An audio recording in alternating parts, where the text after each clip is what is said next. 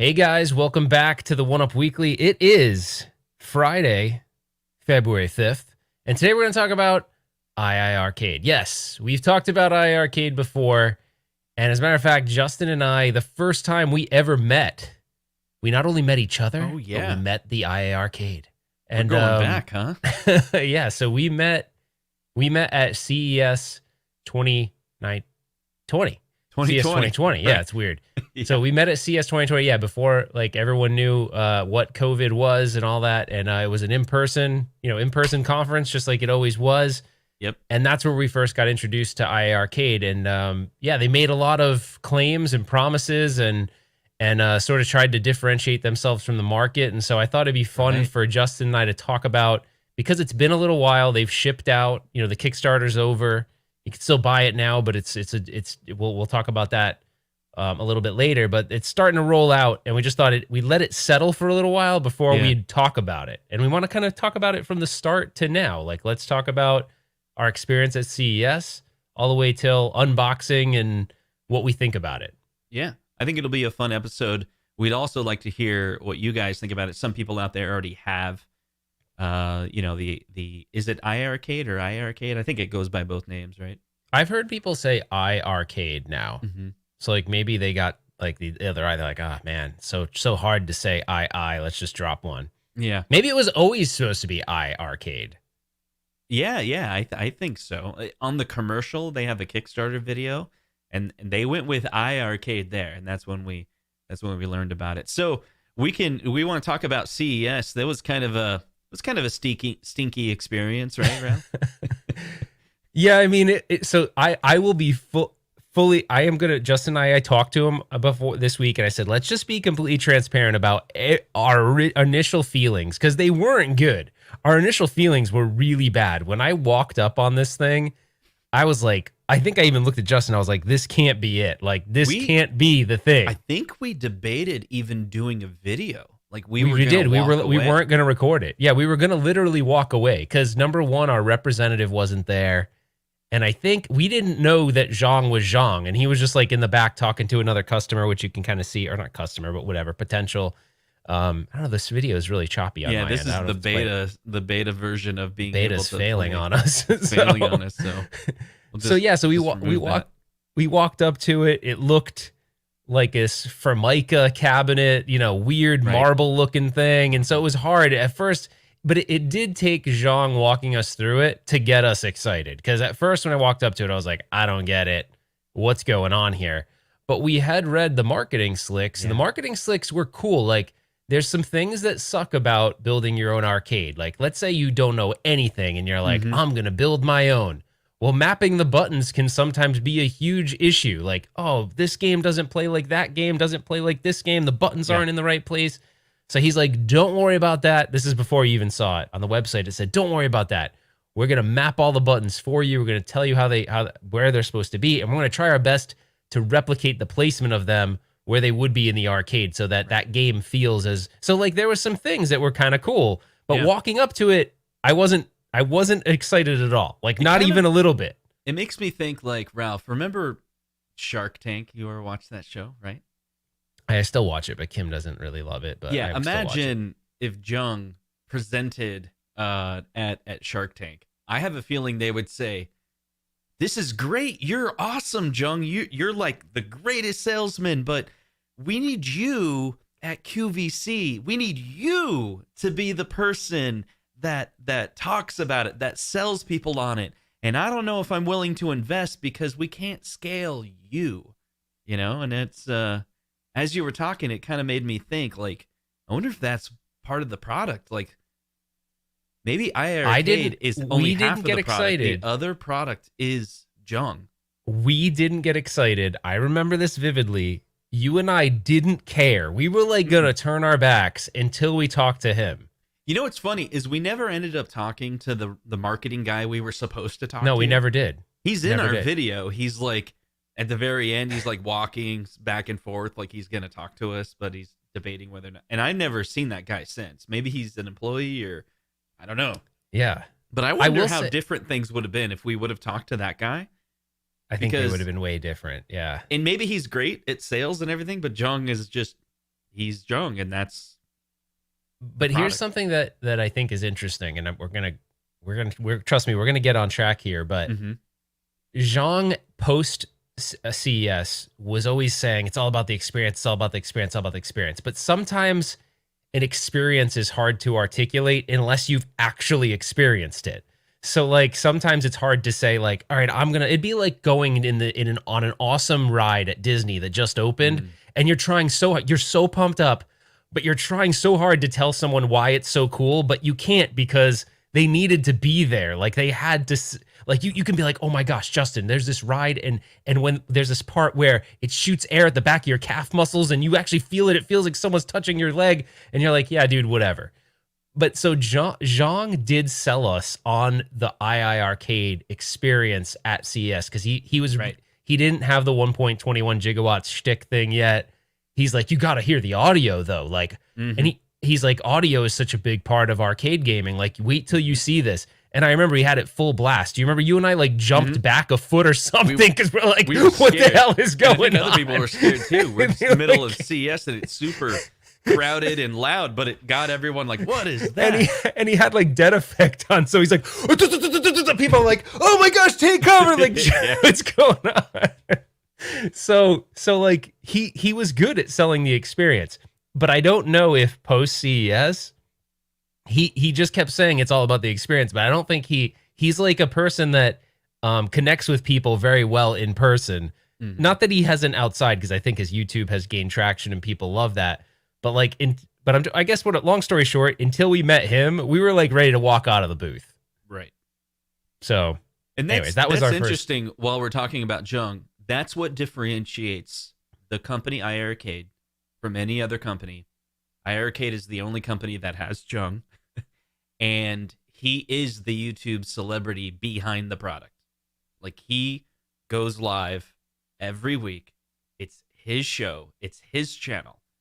And he's leading everyone with, let me tell you exactly why you need to buy my product.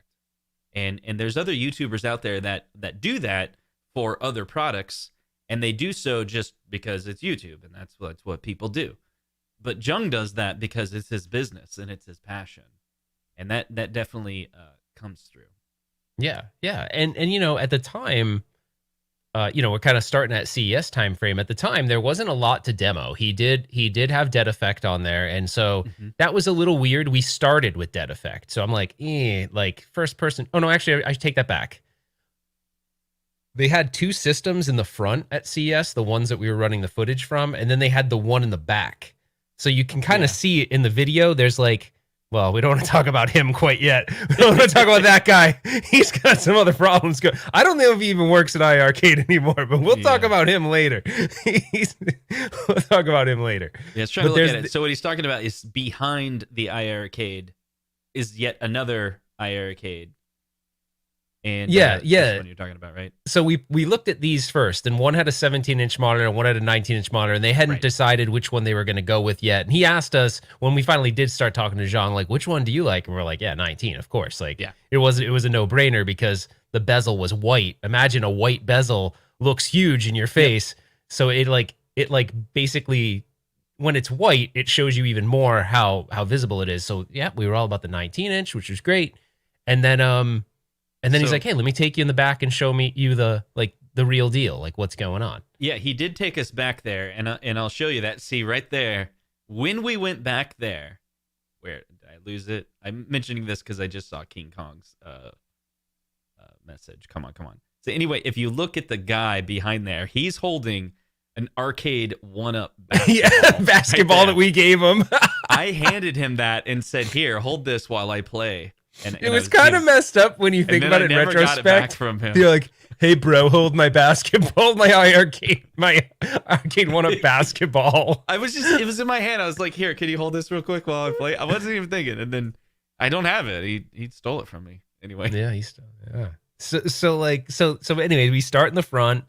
And you know, we with the first game we played was Double Dragon, and Double Dragon's Double Dragon. I don't get super amped up over Double Dragon. I'm sorry. I'm sure there's some hardcore Double Dragon fans. It's like a side-scrolling beat 'em up that, to me, it's like Michael B. the Game Genie talks about how much he loves bad dudes. like I kind of view like there's certain people that still love Bad Dudes, but some will say it didn't stand the test of time. I'm not saying that I think that, but on Double Dragon, it's like one of those didn't stand the test of time for me. I just don't get as excited about it anymore. But anyway, Right. so he brings us in the back and he's like, "You got to check this out."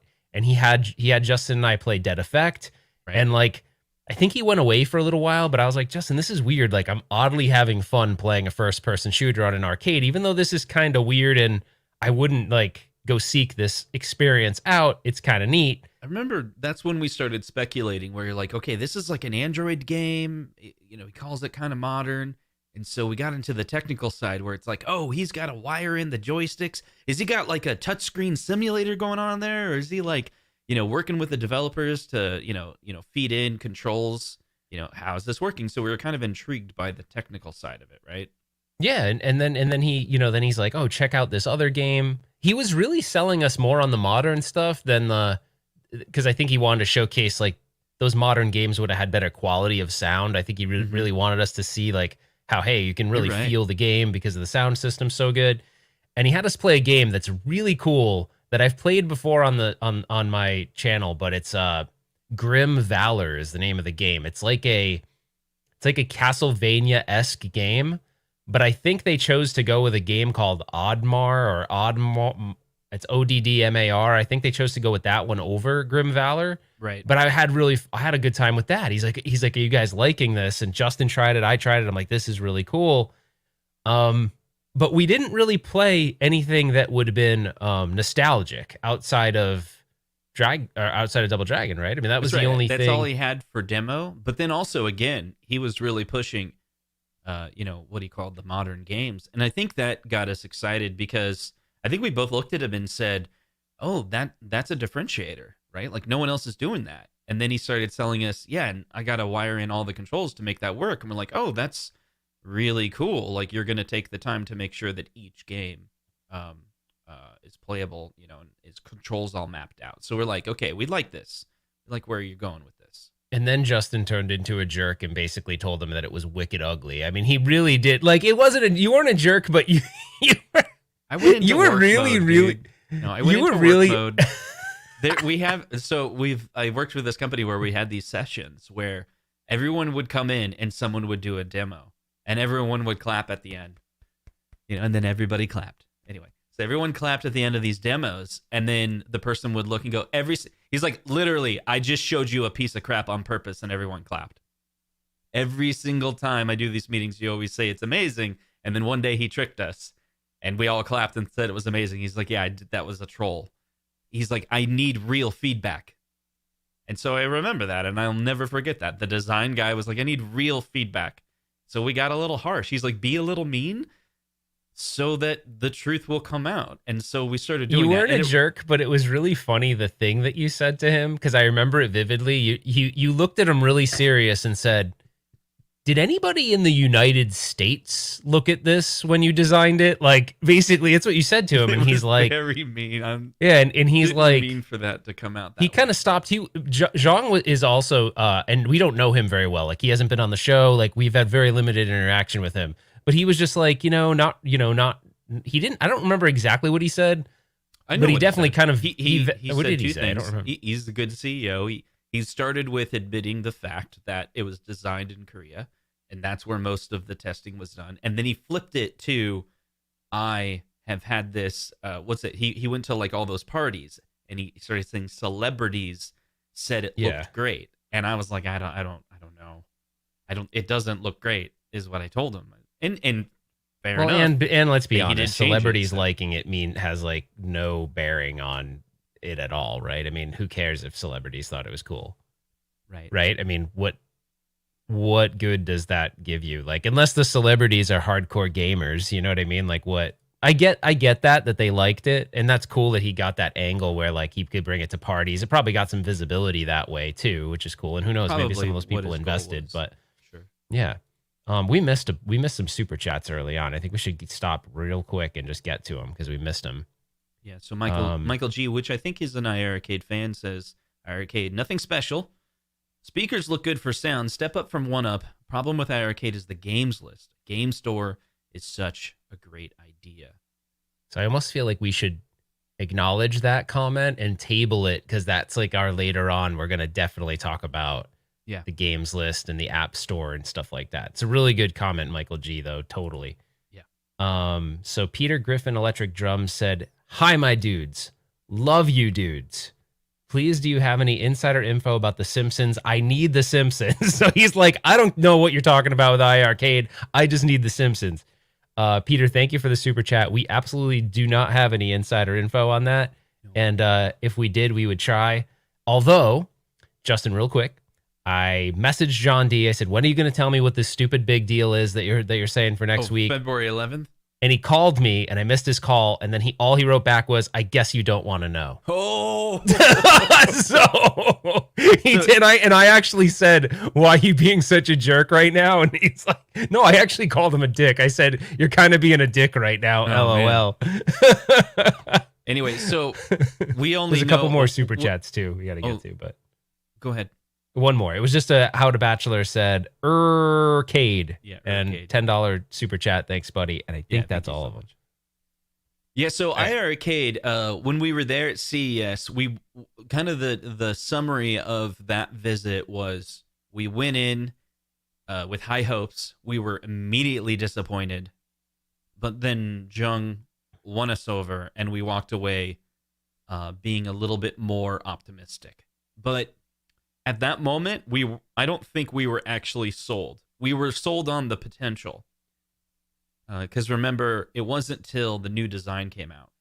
Yeah, I was being a little negative Nelly, I think, when we I can't remember when we were doing these things at CES where we'd have these like postmortems, like, because it was so busy, because we'd leave the CES show floor and then we'd literally go straight from there to the hotel room and straight to doing the show. It just took a long time to get to places. But in the morning, it was like clockwork. We'd end up at Starbucks and we'd talk about the day before. And I kind of almost in my mind was like, he was nice. The product seemed promising, but I didn't think it would go anywhere. I was like, it just looks like one of those ones. It's not differentiated enough.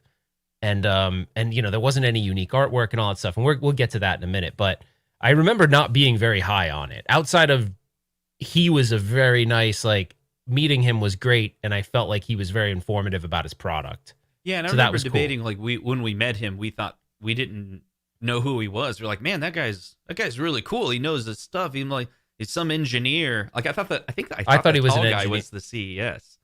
Me Or too. the I C- thought that C- Zhang was totally like just an engineer guy who was excited Yeah, about this, and because you remember he even came back in the beginning before he took us back. He's like, do you like how Double Dragon? Like, you guys like Double Dragon? So it was cool. It was cool meeting him in person. And he clearly has shown through all of the stuff he's done post Kickstarter that he really cares. I mean, he delivered the first unit to, I can't remember, one of the individuals in the community. So he's done a lot of cool things. And that personal touch means a lot, I think, especially when you're starting a brand new company. I mean, if he had 1 million units out there, I don't think he could fly to people's houses. Yeah. But the fact that he's doing this from the ground up and trying to, show that he can do like a white glove service kind of thing is pretty cool. Yeah, very, very cool. So what's the next phase, Ralph? We went from CES. Then what was the next big stop for us on IR? Yeah, we're getting called out by Chef Hangry Bear. He's like, this week's show is we will get to that in a minute. True, I have said that several times. Okay. Wait. All right. What's the next step? You feel like? Okay. So we talked about CES. We talked about our experience with Zhang. Now, I think we could almost fast forward to Kickstarter time, right? Like, so like a lot of time goes by. Yeah. Well, not a lot. It seemed like a lot, and now we're at Kickstarter time.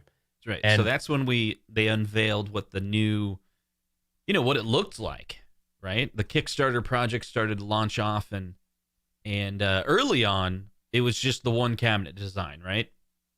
Yeah, it was just this one. This was the redesign, and I gotta admit, when I saw the redesign, I was like, "This looks really cool. This is nice." I think we might have to play it from YouTube. I don't know why. It's like really choppy, this feature.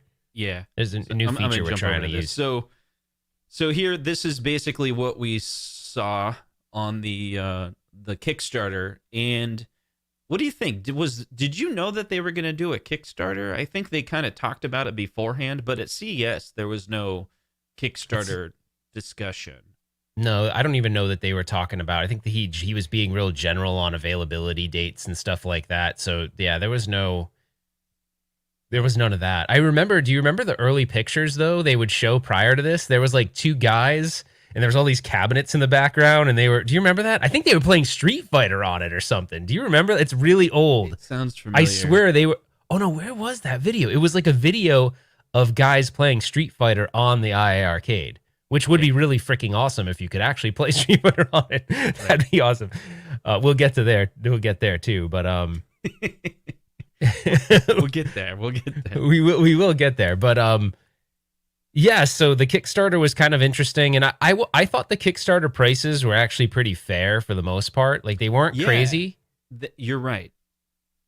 Right. I mean, when you pull that back up, I think it was fair if it's still up there with the Kickstarter prices. I felt the prices for Kickstarter were pretty fair. Like they weren't going out of control. If you just want the bar top, it was $2.99, but if you want the whole thing, it's like $3.99. And then it was vague on the shipping.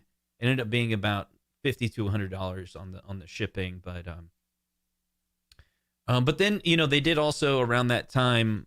I don't remember which order they did announce they got $5.5 million in seed investment that helped us see it was real, and I think even Jung said that the Kickstarter, they had the funding to do it, but they were doing Kickstarter to kind of for many different reasons. It wasn't just for funding. Yeah. And I guess real quick, what did you think when you saw the redesign? Were you like, oh my gosh, I have to have this? Or was it just, it looks better, thank God they did that? Like, what was your feeling when you saw it? It wasn't, I have to have it. And we've talked about this before. The original feeling, it was hard to tell what that feeling meant. But looking back later, it was, I didn't have an immediate pull to it because it had no attachment to nostalgia. There was Double Dragon is not a game that like I would want a dedicated cab for, or it paying that much money just to be able to play that game wasn't enough for me. The promise of them doing you can add on games, that was intriguing, and now all of a sudden I was gonna potentially buy a cabinet that looked good. I thought it looked really nice. It was actually, I think we discussed this, it was the first cabinet that we saw that's like a multi-cade that looked really good. It looked pretty good. And we realized, Jung did something interesting. The standard iArcade cabinet did not have any games on it at all. It just had a design. Yeah, just graphics, yeah. Yeah, and it looked pretty good, actually. It's interesting because I kind of knew this would happen in the chat, but I wasn't sure. Is like the Garage Gamer's like, I like how no one in the chat is talking about iArcade. And then there was another one. I felt nothing for iArcade, no interest in this product. It's interesting because Justin and I were super reluctant to do this episode because I'm like, I don't know. I think people are like, they don't know what's going on with it, so maybe they would be interested in it. But it is interesting that your guys' feedback is that you're not, or some of the feedback is that you're not. We'll maybe fast track the journey a little bit more. I'm glad you said that because I was about to say the same thing. Like, fast track the journey. So let's talk about it. All right, we post Kickstarter. There's probably 2,000 people that own the product right now, right? There's probably about 2,000 I think that bought it, right? That's the number. I think it was around there. 1,400 was on the Kickstarter, but I don't know how many they've sold after that. Okay, let's just say 1,400. The issue now is, all right, we haven't even addressed games yet, but the issue now is, okay, you knew what you were going to get initially. It was 11 games with the initial unit, and they had some marquee ones. Like they had ones that were hooks, but not huge. But Dragon's Lair was a hook. Hey, you're going to get Dragon's Lair. Mm-hmm. Dragon's Lair wasn't released by anyone else really other than New Wave Toys, so it was one of those things where, hey, there's the only one that in town doing Dragon's Lair in a full-size cabinet. Although, it wasn't identical replica or anything like that. And outside of Dragon's Lair, there wasn't really anything that was like a big hook to hook you in. Space Harrier, good game, but not gonna hook you. Right. So there wasn't a lot to like. There was the Riptide, which is like a cell phone. What's it called? Jet ski game. I'm looking at the games right now. Dead Effect 2 again. Cell phone game. So there wasn't much hooking someone into the platform. But then post Kickstarter, I didn't even realize how much the price has gone up. Yes.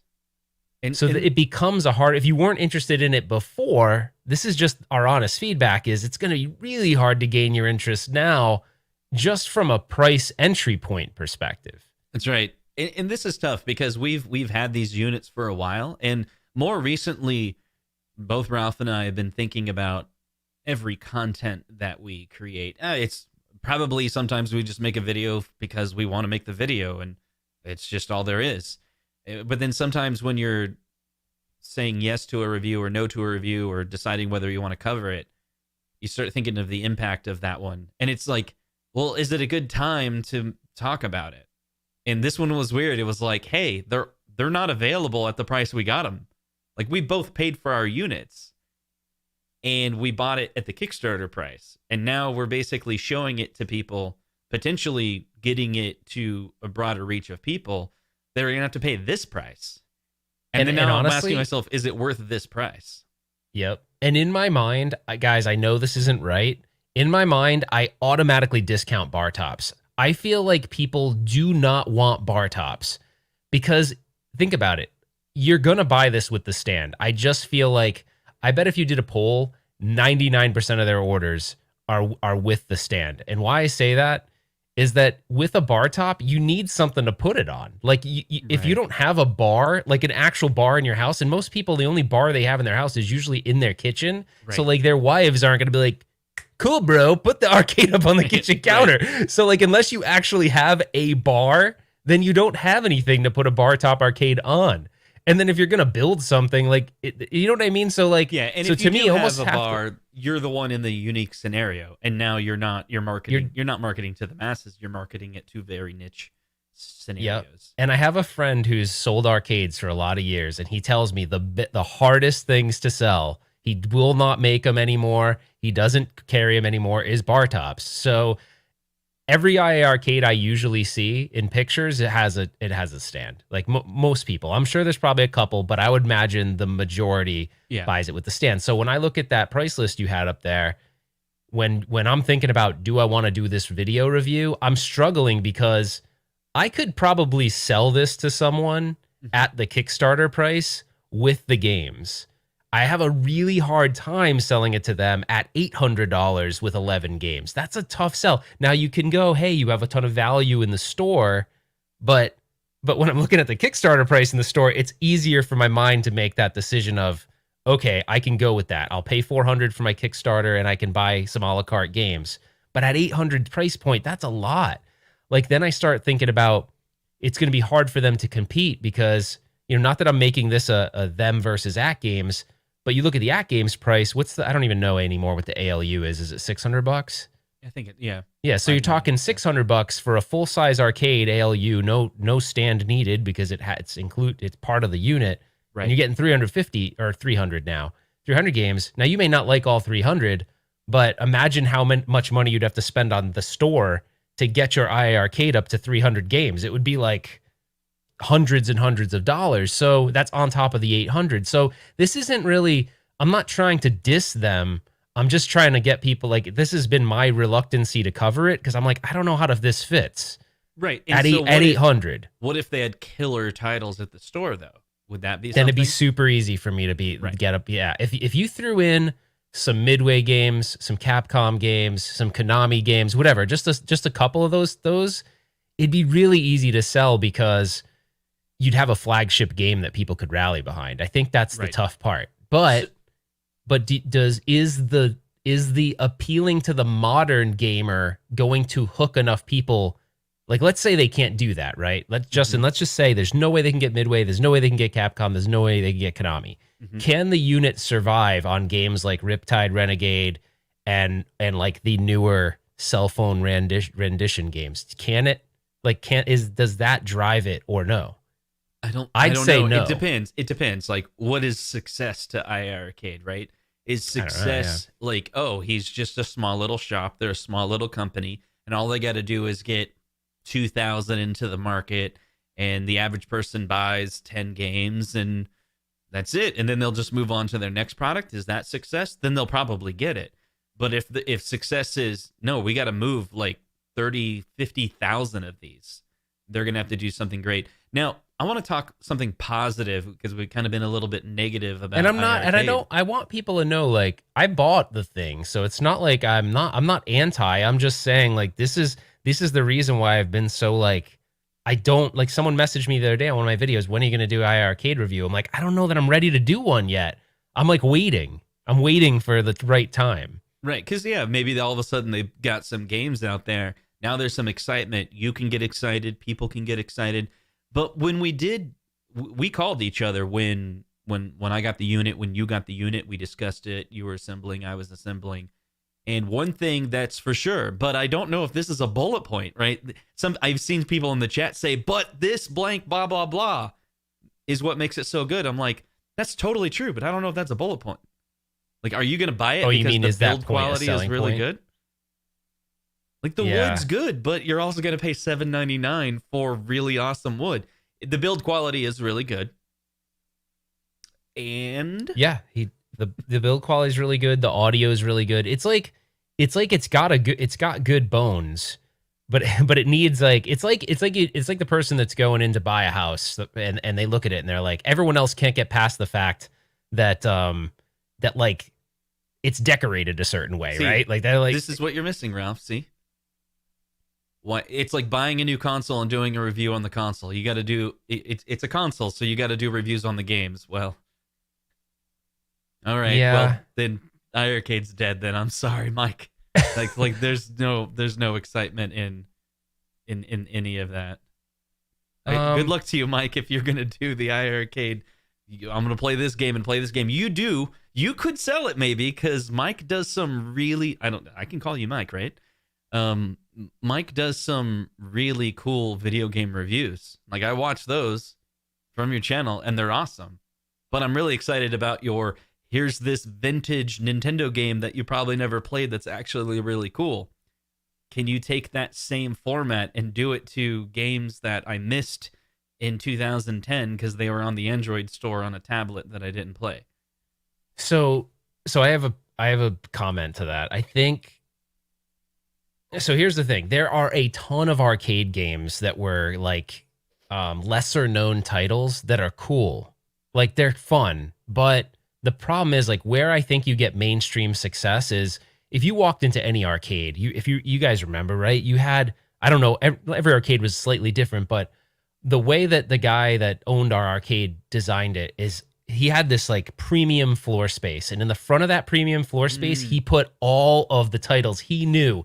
When you walk through that door, bam, Turtles, bam, X-Men, bam, Midway game, like whatever it was, and he T2, it was all there. Like, he had the fighters in an area. It was so strategic. The stuff on the outside was like, sometimes he put the older games up there, like ones that are like staples, right? Like Miss Pac-Man, like those were always there.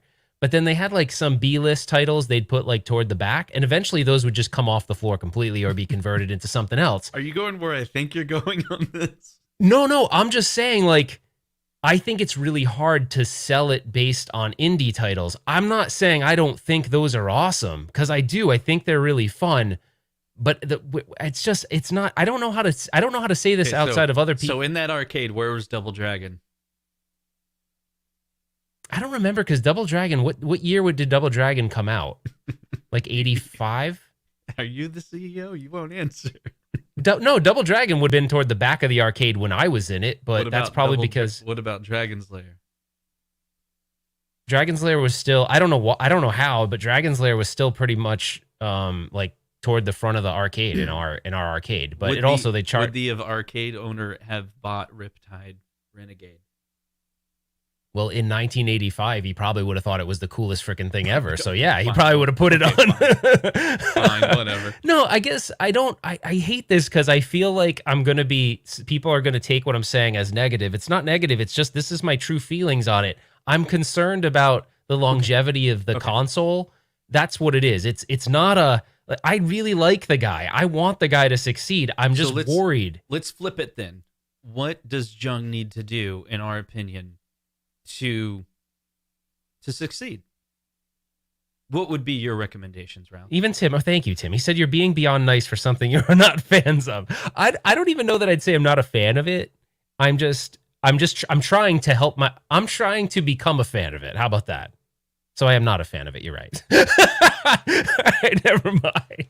All right, what are you saying, Justin? What was the question? Let's be constructive then, or let's. But I feel like we are being constructive, right? No. Constructive, like this is the next steps that I would hope they will make, and by doing this, they will grab my attention again.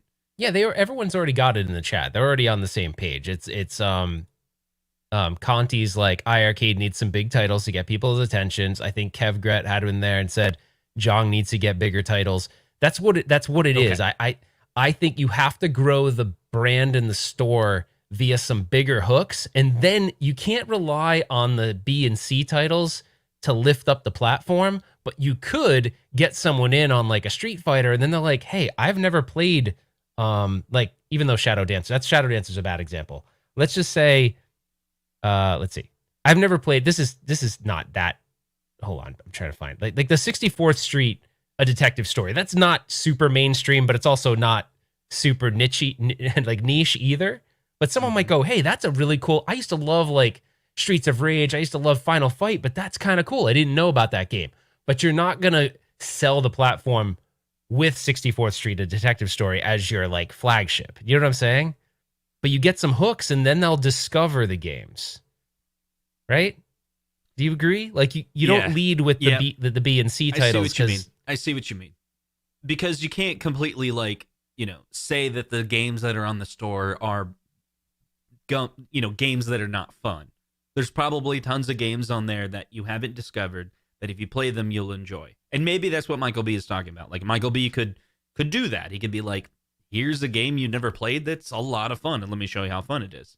But the problem is the better way for Jung as a business, forgetting, Michael B's just being a YouTuber covering content in that sense. But Jung could say, let me get a big title.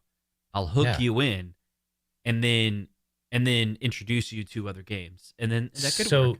So your gaming techie has a different spin on it. And this could work too. So he's saying, look, I don't want a platform that I'm going to play the same old games over and over again. And it's true. There is a million ways. I am so shocked. If I looked at that closet back there, there's like a zillion ways to play the same game, right? I can play it on a handheld. I can play it on a cheap Pandora's box thing. I can play it on my arcade for real. We're crazy right now. But he's kind of saying, I don't care about that. I want more modern games. So like, I do think that is the other angle. Make the arcade the modern arcade. Like, you could do that if they're big enough titles. Like if you got like a Streets of Rage 4, like imagine a Streets of Rage 4 skinned cabinet that had that and the new Battletoads or something. People might flip out over that kind of stuff.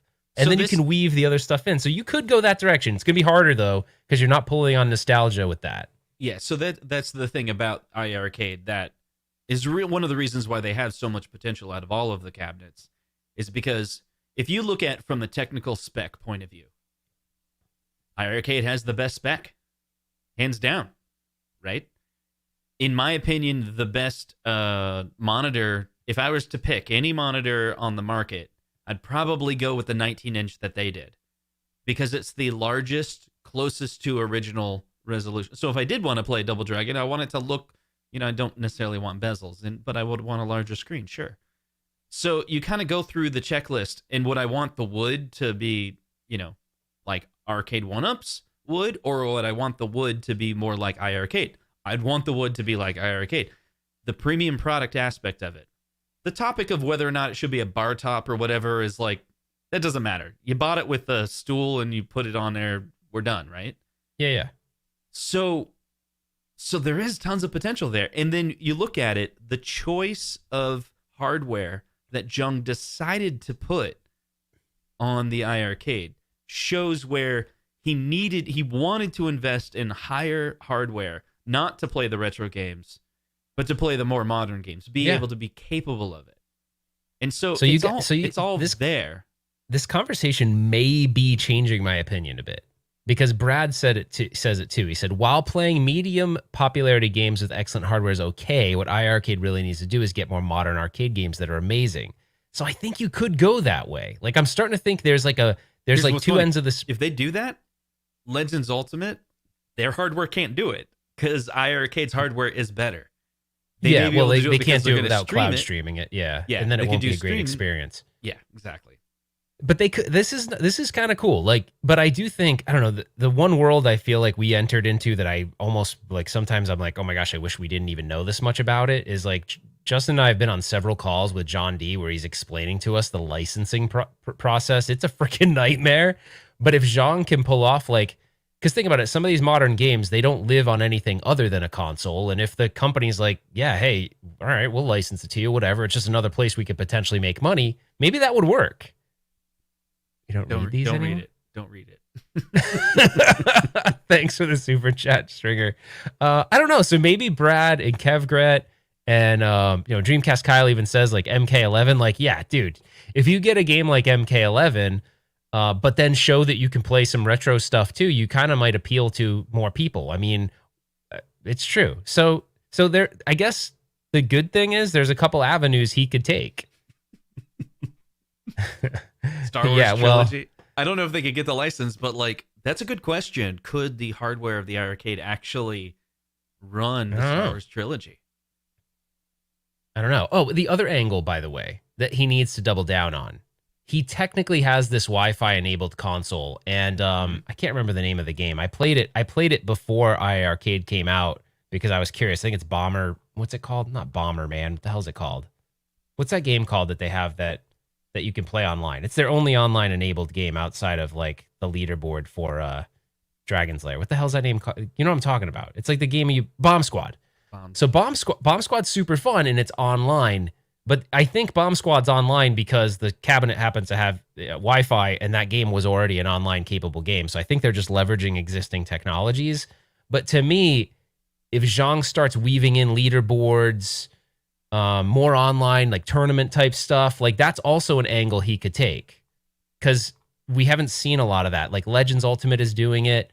Arcade 1-Up starting to do it, but that is a benefit because it's already an online enabled platform. He could weave in more of the leaderboard type stuff. I know there's like Gunther is, I can't remember Gunther's last name. I always mess it up. I think it's Vincent. Like Gunther's really big on trying to create tournaments. Well, tournaments would be even better if the platform could help enable the tournaments, kind of like, so that kind of thing. Maybe he gets some of the Ant Stream tech and starts to do things like cool. game challenges, because I'm having a blast with those game challenges. I thought it was super weird at first, but then I was like, damn, this is kind of cool. So there's the good news is there's a lot of potential to do a lot of different things. It's just a matter of, can he make it happen to gain the user base?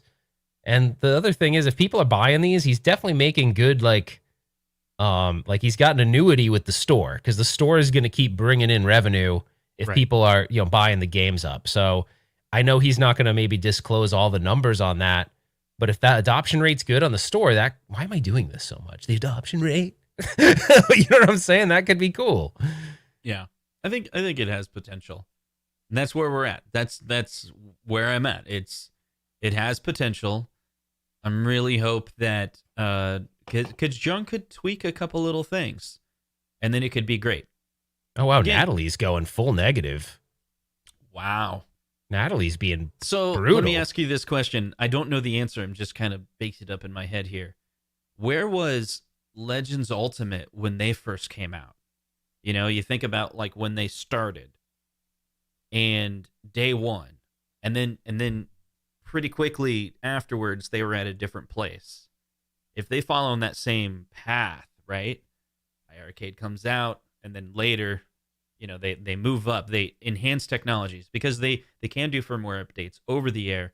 They have capabilities of adding new features. Could they do that? Could they gain some excitement by the technology that they introduce in the cabinet? And if so, yeah, you just made me think of something else, and unfortunately, it's going to be perceived as negative, but I don't mean it to be. This is where it gets weird for me. The game titles for iArcade they're not cheap exactly. They're oh, you mean whatever. To us to buy them? Yeah, like I'm looking at the featured games, Map Mania, $8, Strikers. Yeah, well, you got it up there right there. I mean, the games aren't super cheap. So now you're in this weird mode where Zhang's got a multicade. The only other home arcade product that it's not build yourself, right? That's out of the box multicade would be That Game's Legends Ultimate.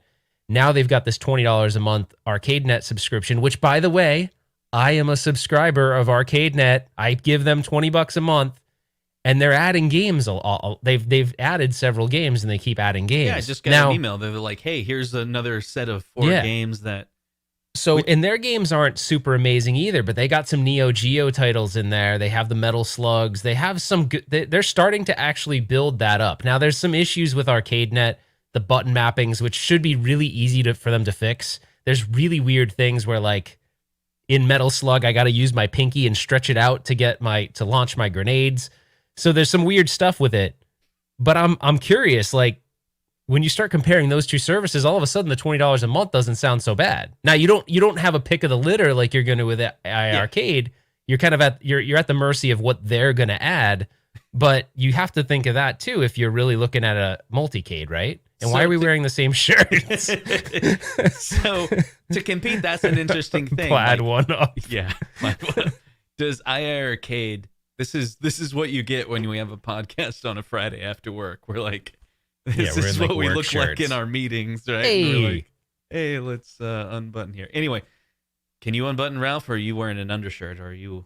I'm a secret retro gamer underneath. Going to unbutton my shirt because I don't have any shirt underneath my shirt. What about that? What if iArcade fooled us all, and all of a sudden they did a subscription model, and they're like, "Hey, pay us $20 a month, and you get access to a set of games every month." But right now, why would you do that? Like right now, that would be stupid because like right now, it's like, oh, hey, you want Double Dragon? It's $10. And if you said, what would you know what I mean? Like right now, it almost seems like if they really are, Kevgret gave a metric in there, and I don't always watch Zhang's show, and I know he discloses. You got to admit though, dude, he's super transparent. Like he tells people on those little podcasts what's going on. He tells them shipping. He says where the units are. He talks about sales and stuff.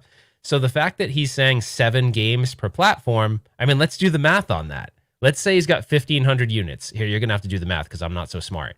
So he's got 1,500 units. Yep. Now, let's say every single person bought 7 titles, and we'll use an average price of, let's say, $7.99. No, $4.99. So each 1,500 people each bought 7 games for $4.99 each. So 10,500 is the number of games sold based on the numbers you just gave me. How many games?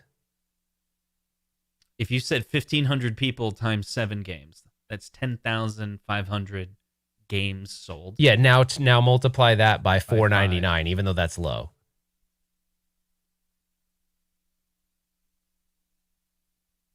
It won't give me the answer. I don't know. Is your calculator broken? 52,395. Okay, $52,000 for a platform that just started. It's not a ton. It's not like it's you know. Oh wait, divide that by 60 equals Anyway, because you got to pay the publisher, right? I just made up a number. I don't. Wait, how did you come up with that? And he's Tad. Justin, come on, dude. It's just calculator. I mean, I was joking. I was trying to do the stupid shtick, but I thought you were going to be like, boop, boop, beep, boop, boop, and like come out with it. I didn't do it in my mouth. My mouth. No, I just 1,500 times 7 is 10,500. But you. I thought you were going to do the boop, boop, beep, boop, boop. No, I don't have that technology. I thought you do boop, boop, beep, boop, boop like all day at work. You're like boop, boop, no. beep, boop, boop. I type things in and then it does the beep, boop, boop, beep, boop. Oh, I thought you do that. I thought you're practically part computer. Oh, all right. No. All right. No. Oh, and Kevgret's like, not everyone has the cabinets yet. So really, all right, now we're going to have to take a fraction. Okay, now we out of the 1,400. No, I'm just kidding. That's all. I used the different average. What price did you use? What price did you use, Tad? Did you use like $7.99? Because your price was more. I don't know. Let's figure it out. Okay, everyone stop. Take $75,000. Divide that by whatever number, and then we'll figure out what math he did. All right, put a 1 in the chat if Tad's right at 75K. Put a 2 in the chat if Justin's right at 55,000. Okay. All right, I'm just kidding. Don't do that. All right, Chris, who is married to Nicole, right? Hope yeah, Nicole. So. I don't know what that means. Whatever. Anyways, married to Nicole. Just think, iArcade can survive at the price of the full cab combo with less known games. Give better known modern games or lower that price of the cab. If neither happens, they won't survive. Okay, that's interesting, right? That is interesting. Something's got to change. In other words, either the price of the cabinet has to go down, or better known games have to go up. Crumb is saying, I want you guys to talk about math and not iArcade. So that's I don't know what that's like. It's like, dude, this come on. math thing is the most exciting part of the show. All right, and your gaming techie, which by the way, he has a really cool YouTube channel, so go check that out if you get a chance.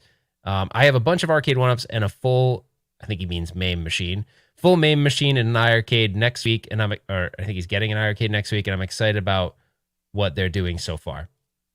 I'm excited too, but the thing is, we need to, in order to stay excited, they need to do. Well, actually, I'm not really that excited. I'm moderately excited, but they need to keep this thing going. And so the whole point of this podcast today was to talk about what things should they think about doing so that this thing does continue to survive. Because Justin and I were all about the store, because the store is cool for a lot of reasons. It's like It's like a place he's got to go out and seek out companies that want their games featured here. It helps it helps the retro gaming community move forward. I mean, there's things, though, that are going to be negatives for Zhang. He's got to charge more on some of these things, I'm sure, because he's got to pay multiple people on some of these. Mm-hmm. So he's got to pay himself, and then I think he has to pay the publisher. And so it is showcased in the fact that the prices of the games are sometimes higher on here. Right. But, like, I've seen, like, uplifts of $5, a couple bucks here and there. So we'll see. But I do wonder, here's an interesting question for you guys. So the iArcade kickstarted, a bunch of people have it. What will iArcade do? Will they double down on making the games better, or will they try to do that and at the same time try to launch a second product? Because I would say they should not be entertaining any second products right now. They need to focus on this one for the time being, and make this a success. But I don't know. My startup company I started working for in 2015, they were crazy. We had a product that wasn't even successful yet, and they already were incubating the second product. So I don't know. Zhang seems like that kind of entrepreneurial guy. Maybe he's already thinking about something that's step 2 or progression of the company that has nothing to do with this. I don't know, but it's interesting. So if you look at Legends Ultimate, they have their first machine, and then they came out with they came out with like a variant, another variant, and then the 1.1. But fundamentally, the product hasn't really changed. I think the 1.1 is just a retooling, manufacturer retooling. Sometimes they're called cost reduction versions, but it's really just this production phases of the machine. It's not like they reinvented it, right? So if iArcade would follow in that model, the machine's going to basically be the same for the next year, and then maybe they'll have they'll come out with maybe they'll fix things. One thing that was kind of odd about it was the way the plexiglass mounts. There were a couple things that if I was going to do a review that I would say is I was annoyed that I had to put on the artwork, and I bought the Double Dragon one. So I was super annoyed that I had to put on the artwork at the prices. Yeah. I was annoyed. I felt like that was a decision they should have made and said, and I know they did a lot of that artwork thing last minute, but the Dragon's Lair one came attached. I think he should have done the same thing with Double Dragon, because artwork can be... I've put on a lot of artwork, so I feel comfortable with that process, but I think a lot of people probably don't. They don't feel comfortable with that. So that was like a tough one for me to go, all right, you got to put the artwork on. That was like, if I was going to make little list of things I would have fixed, is that I didn't like that the bezel kind of just freely floats there. It doesn't really connect to anything, right? I mean, it kind of just like floats. I was afraid that if you move it, it would fall out, but I did move it today. I needed to make room in my office, so I brought it downstairs, and I was able to detach the bar top and carry it downstairs, and the plexiglass was fine. Well, mine got scratched, but I have mine was scratched because there's only... So they only put protective coating on one side of the plexi. So the way you guys know, most of you guys own arcade one-ups, and they basically they mount the plexiglass already on there, and then you have that one protective side. So unless it got scratched in the installation at the factory, the side that's pushing up against the monitor should be totally fine. It should be pristine. It's not always, but it should be. And then you remove that front layer, and you're good to go. Now, what happens after that is on you. If your kids decide to scratch the crap out of it, cat, whatever. but my bezel was actually scratched up pretty bad. Now I have the product that everyone probably thinks I work for the company, but I put some Novus 2 on it. I sprayed it down with a cleaner and it came out. But I need to try that. Need to do that. yeah, by the way, there was someone that on like the someone on not at games. Someone on the Arcade One Up forum went to town with Novus. Like, I don't know what they did. It was like they put Novus on sandpaper. It was really bad. Serious? I felt really bad because people were literally like everyone was jumping on this guy, and people were sending. There was this one meme that someone sent because people were like, "Oh my gosh, did you put sand on your towel? What did you use before you wiped it off?" And some guy sent a meme. It's so stupid. It was a guy in the desert with a bucket of sand eating sand. I don't know why it's so stupid and adolescent, but I was dying laughing, and I felt bad. And I sent the guy a message. I was like, "Look, publicly," and then they shut off the comments. I was like, "I feel really bad. If you haven't used the products before, you just have to make sure you don't. You definitely can't use an abrasive rag." And you don't want to use Novus 3 because Novus 3 is for like deep scratches. It could actually scratch a bezel if you use it. So anyways, I felt really bad but people were trying to just have fun with him. I think they weren't being mean spirited, but I think he was actually getting quite upset. So I felt bad. Dreamcast Kyle said he saw that. Yeah. Anyway. All right. So what's our final thoughts of this iArcade? Where are we gonna leave this? Is this a big thumbs down, a big thumbs up? We somewhere in the middle? Yeah, what do you guys feel about it? Because like we didn't know what we were gonna do or say. Like honestly, we came into this episode I being know like, what we did know. We knew some people would come in the chat and be like, "These snobs, they only talk crap about anything that's not iArcade." And we almost didn't do the video because we're like, why is it that we can't just talk about like what we want to say and everyone just make assumptions and motives for why we're saying it that way? Like, we just gave you an hour of content that says this is why we feel this way. I don't know. Hit 1 if you understand what I'm talking about. Hit 0 if you think Ralph is stupid. I mean we're stupid. Oh, wow, okay. No, I'm kidding. I had to spin it at the end there. But like, look, we're trying to say, like, this is super promising. Actually, Kev Grant comes with some like really good comments. Not every now and then he does. Like, I shouldn't say it that way. I mean, like, he comes with some really solid comments. He said, "Look, final thoughts. iArcade is a baby right now. Let it grow up a bit." And I think that's a good way to put it because Zhang has like this platform that he could go a lot of different directions with. He's a smart guy. He comes from a technology background, so I think he knows what it takes to get these things done. He definitely focused on quality as far as like he made sure there was a high-powered amplifier with good speakers, and he was like, "Hey, I'm gonna get good clone buttons on this machine, and I'm gonna offer some Sanwa on the." So he did it. I think he did a good job with the bones of it. Right? Zhang is cool, but iArcade is crazy. Well, there's two ways to look at it, right? I like what Kev Grant said though. I think he's got a lot of potential, but I also think it has to happen fairly quickly. My biggest prohibiting factor for iArcade, I think, right now, is that price. Yeah. The Kickstarter price, I can see people paying. Yeah. I don't know what they're going to do. I really don't know. I think that price is not helping at all. Because what are they going to do? All of a sudden just drop the price, to the Kickstarter price? Like, first of all, can they? And that's a pretty big change to do. And then what about all the people that bought at that higher price? And this isn't like Arcade 1-Up, like all of a sudden you can get them for $50 and it's like, well, that's Walmart just doing whatever they want, right? This is Zhang making a decision that could upset people. But yeah. One of the conversations you and I had, we were like, Justin and I were trying to cover all bases. We were thinking about what you guys might be thinking. And I was like, well, like Justin and I literally were like, but people pay $500 for like 4 games on an Arcade 1-Up. Right. So is 800 really that crazy? Because there's people that own rooms full of Arcade 1-Ups. But then I'm like, I'll say I bought this one. Okay, I want to mention this real quick, just in case. You bought the one without the. You bought the one. You didn't buy the stand. No, I bought. The what stand. A loser! I bought the stand. What I'm trying to say is, I got the standard arcade sticks. Now Ralph got the one with the Sanwa. So of course, if I go like, hey, do you like the buttons and controls on your cabinet? He's gonna be like, well, of course I do. They're Sanwa. Like, yeah, you know what I mean? Like, Justin's buttons. The buttons aren't Sanwa, but the stick. My stick's like, oh, that's right. The Justin. But so you're in the same boat with me when it comes to the buttons, because this is what's interesting. The buttons are Baolane, right? They're not Sanwa. But that's the thing, Yeah. and that's what I've been trying to say to people. Like, we don't need. I Nike or misunderstood that, Reebok. by the way. I misunderstood that. You thought it was going to be Sanwa buttons, right?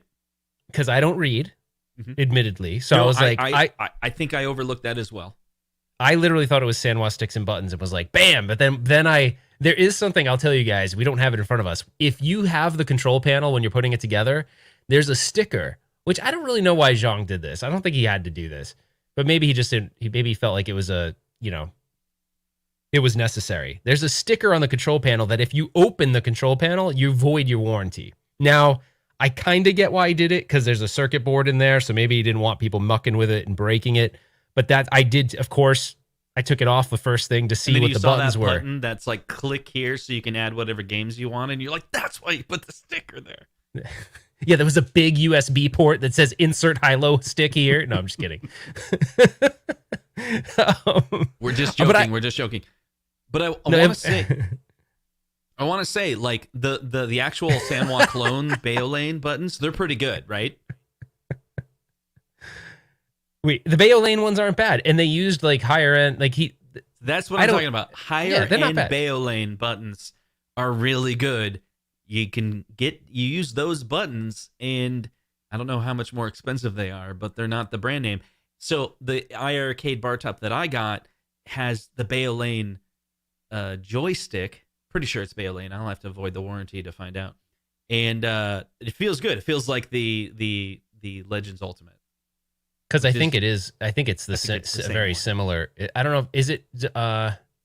Does it screw? Does it have the you didn't open up the control panel, did you? I didn't open up the control panel, but I think it's just like it. Like I will say this though, dude. I was gonna do a video on the iGames Legends Connect. What? We're gonna get to that in a second, and then we have to go because it's yeah. I was going to do a video on this product called the iGames Legends Connect, which, by the way, I love the concept of this. It is actually very cool. I'm telling you right now on this show, there's an iGames product that I think is really cool, okay? It's called the iGames Legends Connect. And what I did was I had ordered a gamer.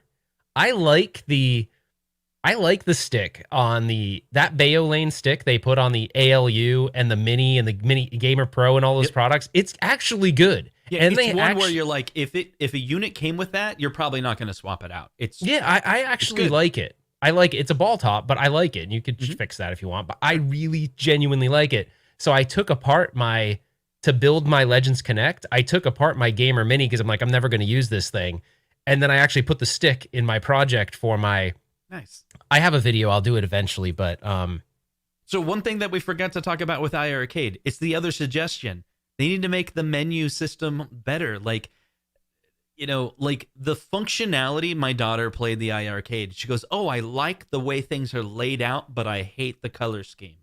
And she's all into art and drawing, and I'm, a UI developer. So we started talking about that. I'm like, what do you think would improve this UI design? And she was spot on. It was like they're using this white overlay against the gameplay, and it needs to be dark.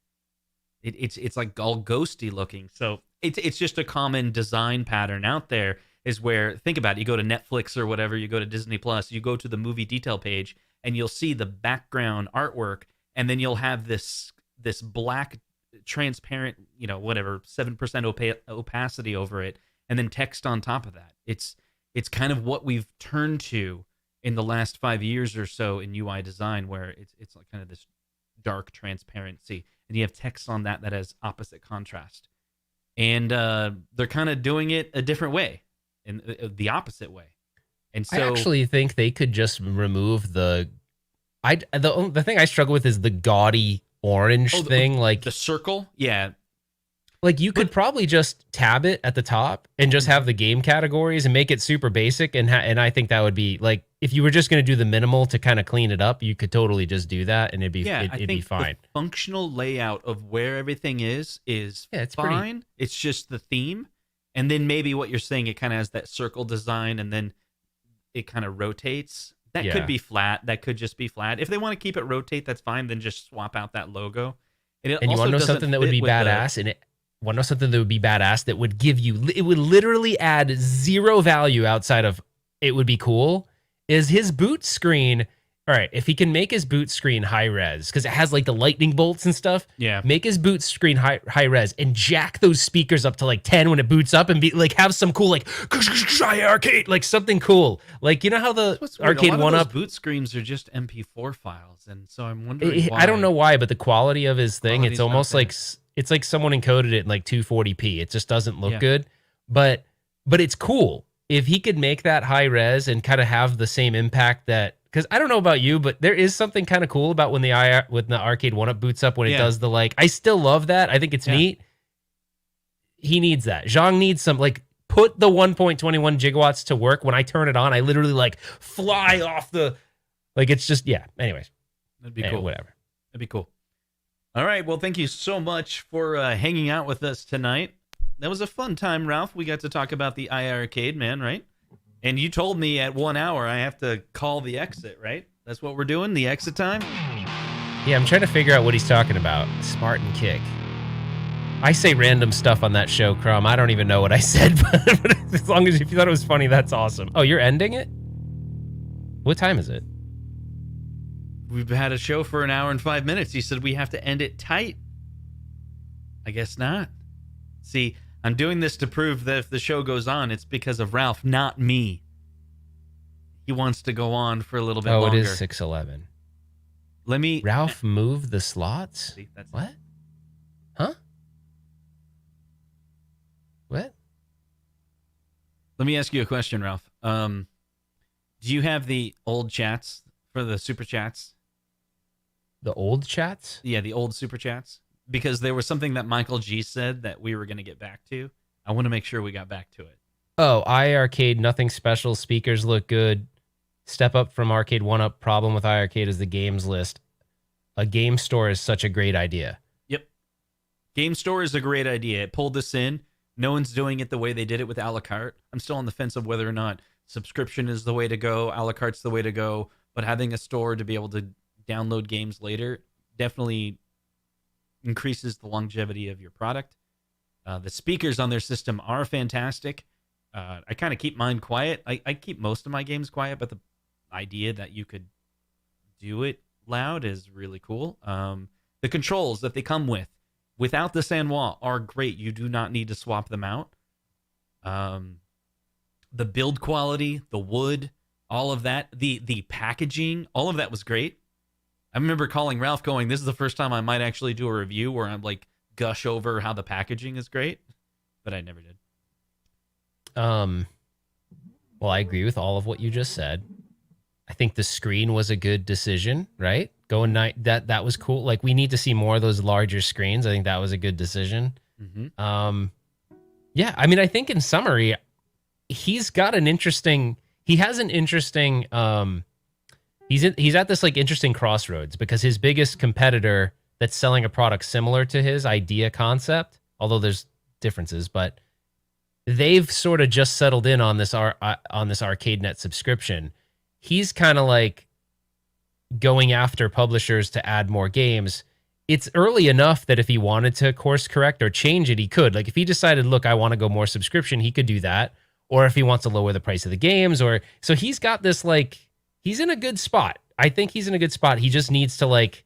My only issue is the pricing of it now, because if I do the review and I'm like, hey, I like it, it has a bunch of potential. Oh, and you're going to spend like $200 more than I did. That's a little tough, and I get it. It's Kickstarter, but I think that's his prohibiting factor right now. The price is going to draw a lot of people away because that's a big upfront investment. Yep. So we'll keep an eye on it, man. That's keeping it real right there. Yeah, we'll keep an eye on iArcade. We'll see. We how missed they a do. super chat, by the way. Let's see. Super chat from Crumb. Thank you so much. We missed this Limelight one, but I'm only not reading it because I don't know what versus Ham is. Gingham? Plaid versus Gingham versus tartan cabinet design contest? How come I don't know what tartan is? I don't know. I feel stupid.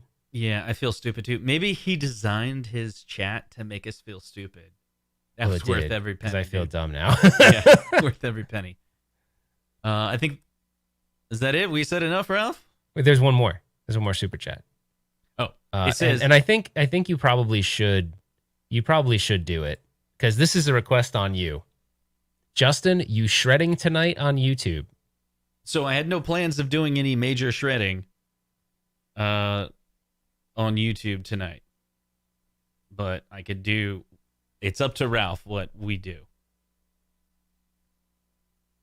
Well, I mean, you could play one song, like on the show right now. But what would I it saw be? the sign. Oh God, please not that. I hate that song.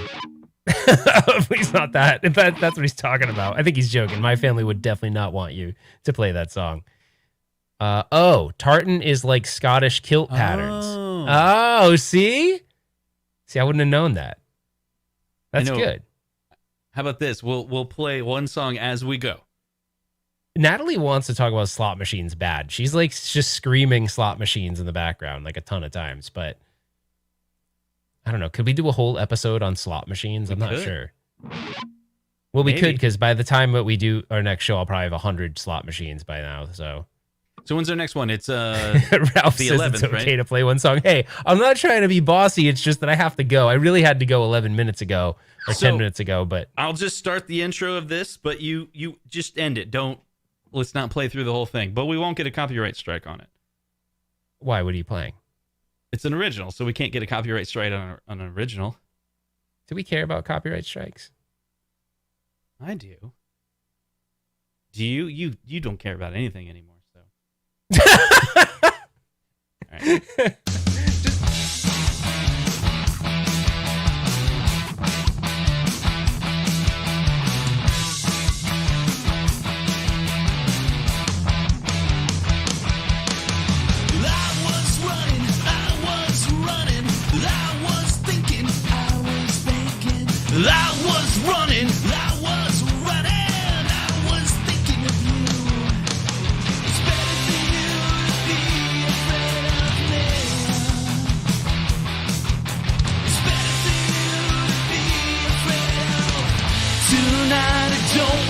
Talk about iArcade, just wanna run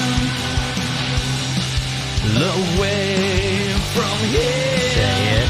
Ooh, I don't wanna talk about it. This song's about Ralph. He just wants to run away.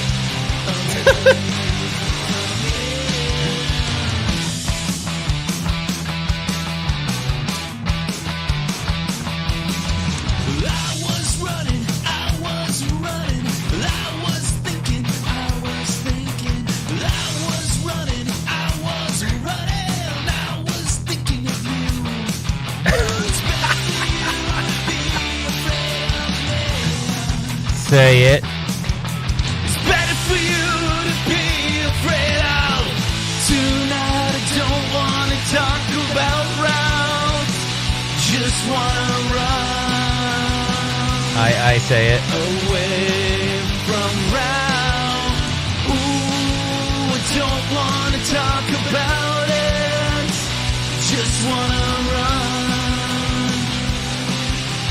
Away from Ralph.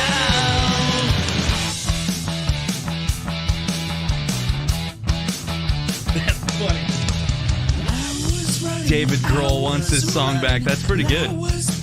I like that you can sing like without even like you're know, singing right now without even your mouth. Yeah. I don't even have to move around him.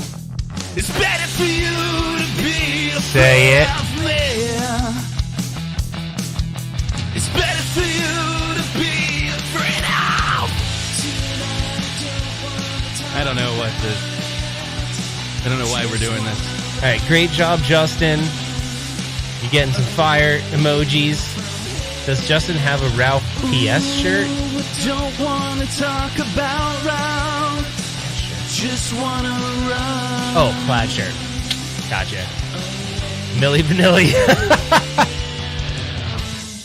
All right. Dreamcast Kyle says, great show, guys. From Canada. From Canada. Qu'est-ce que c'est? Liba wow. Il fait chaud. I don't know what that means. I just heard someone say it one time. Sounds really cool. Qu'est-ce que c'est le bow wow? Il fait chaud el bolígrafo. I just yeah. mixed. How about this? I lived in California for a while. So, en la mañana mi cliente es el diablo. Cool, chimichanga. So I have no idea what you just said. All right, Mandy says thanks for the song. Lewis says magic. Good stuff, guys. I feel like when I look at this name, I see Pinferno, and that was the company that like decided they were going to make pinball machines. Whatever happened to them? And then they're out of Canada, I think. They just can't.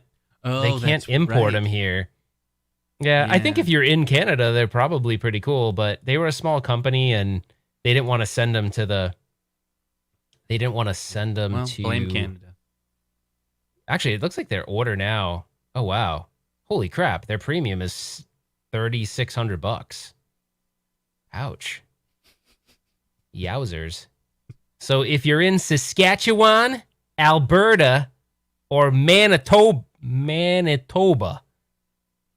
if you're in Regina, this stuff's free. So, Dreamcast Kyle, if you're in Regina, Canada, wherever the hell that is, it's free shipping. If you're in Saskatchewan, Alberta, or Manitoba, it's to be determined. So we're not sure. You can pay whatever the hell we say. Then if you're if you want it shrink wrapped and bubble wrapped, it's $0. And if you want it on a wood framed pallet, it's $75.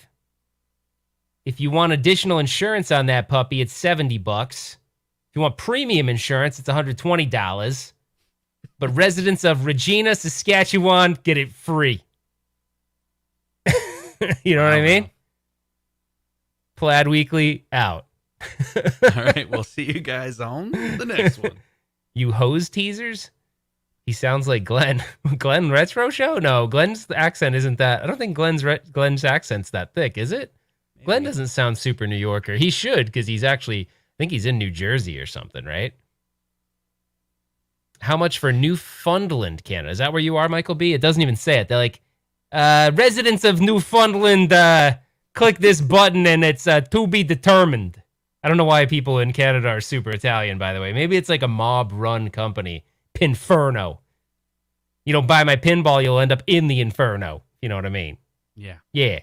Hey, you know, I watched this movie recently. My wife and I, we can't stop watching it. What movie? Birdemic is the best movie of all time, because who in the chat here who's still hanging out with us has seen Birdemic? Hit 0 if you've never heard of Birdemic. Hit 1 if you've watched it. I'm pretty sure you're going to see a whole bunch of zeros. Sounds stupid to me. Birdemic is the best. It is the best. It's called It's a horror movie? Yeah, it's a horror movie. It's okay, I'm going to read you what pulled up when I pulled up Birdemic. So I'm thinking this has to be not what you watched. A sexy lingerie model and a successful software salesman goes on a weekend getaway to a quaint Northern California town? Yep. It sounds stupid.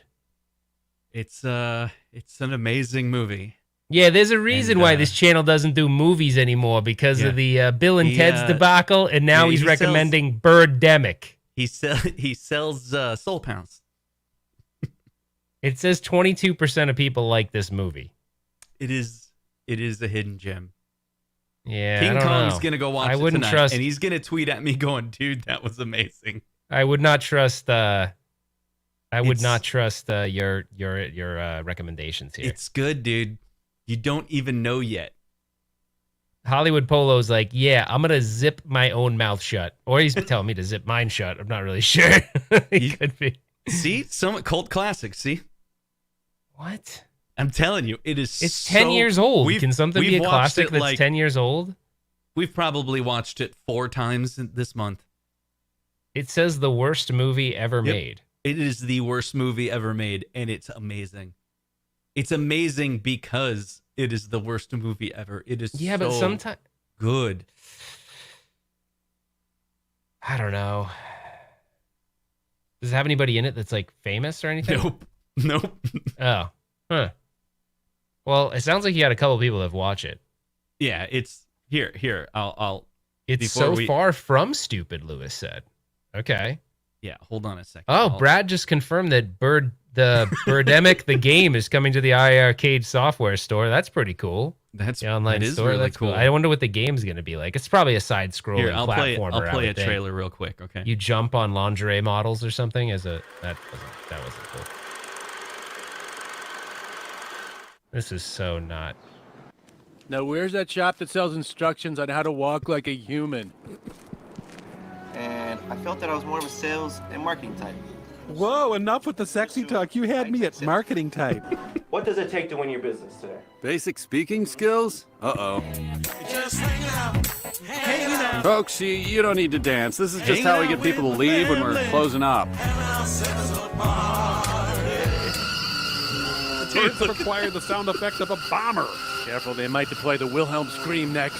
Oh my I god. love trees. They're my family. I look out for them and protect these precious redwoods. I'm a big fan of ridiculous wigs, too. Aw, birds don't have teeth, you stupid idiot. You're gonna make this look good in post, right? Hell is post. Keep flailing. I don't know what to do. If you go home, the rest of the world seems fine now. I got some seaweed. Good. Took a while to get to his brain. Oh man. So Wait, is good. that people making fun of it, or is the movie Yeah. that stupid? Oh, I thought that was how I don't know. No, it's riff tracks. It's the Mystery Science Theater 3000 guys doing a riff on Birdemic, the worst movie of all time. You see my face right now? All right, we'll see you guys on. Look at it. The next Just one. look at it. No, look at it. Are you looking at it? I'm looking at it. Do you see the disgust on it? Soul Pals.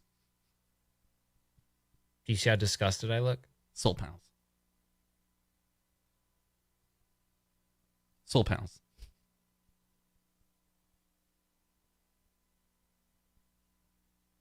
Soul Pals. So not so bad. So bad.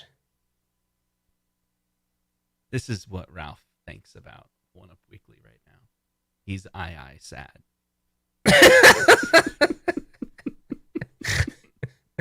All right.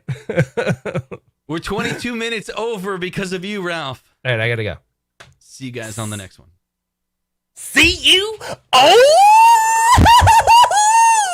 the next one. Bye.